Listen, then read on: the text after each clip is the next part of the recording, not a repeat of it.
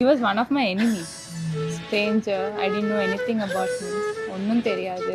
I thought like he's a posh fellow. சிரிக்கவே மாட்டான். இப்போ சிரிக்கான்.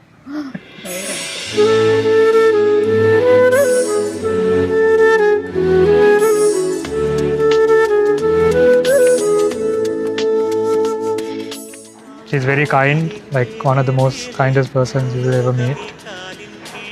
Very caring, like எதுனாலும் எனக்குன்னு லைக் பார்த்து பண்ணுவா. எஸ்.